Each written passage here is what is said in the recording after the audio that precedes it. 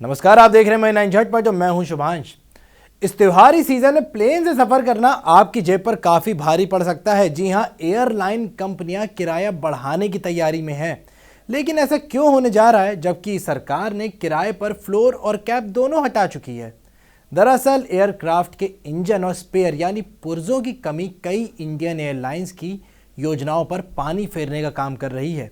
यह ऐसा समय है जब एयरलाइन कंपनियां त्योहारी सीजन में काफी उम्मीद लगाए बैठी हैं। एयरलाइन के अधिकारियों का कहना है कि अक्टूबर से जनवरी के बीच किराए में इजाफा हो सकता है।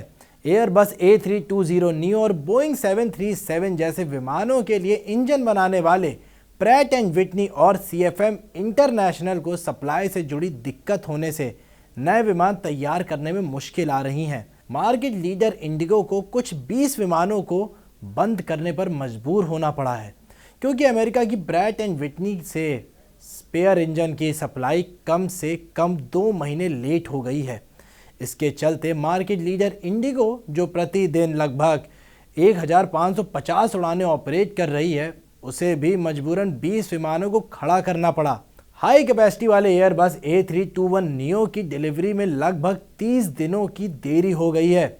इंडिगो A320 नियो के लीज पीरियड को 2 साल बढ़ाने और कमी को पूरा करने के लिए पुराने एयरक्राफ्ट को सेकेंडरी मार्केट से लीज पर लेने पर भी विचार कर रही है। इंडिगो के एक प्रवक्ता ने कहा कि दुनिया भर में सप्लाई में कमी होने से डिलीवरी में देरी हो रही है। ऐसे में हम अपनी भविष्य में कम से कम परेशानी हो इसके लिए फ्लीट की प्लानिंग और लीज रिटर्न को एडजस्ट कर रहे हैं। वहीं हम तीसरी तिमाही में बेहतर रेवेन्यू जनरेट करने की उम्मीद भी कर रहे हैं। वाडिया ग्रुप की कंपनी गो फर्स्ट, जो मार्च 2023 तक 10 एयरबस विमानों को शामिल करने की उम्मीद कर रहा था, उसे डिलीवरी इस साल अगस्त से मिलनी शुरू होनी थी, लेकिन अब तक कोई नया विमान नहीं मिला।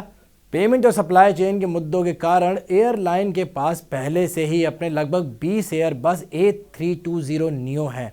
एयरलाइन के कर्मचारी ने कहा कि नए विमानों की डिलीवरी जल्द ही फिर से शुरू हो जाएगी, लेकिन मार्च तक 10 विमान मिलने की उम्मीद नहीं है।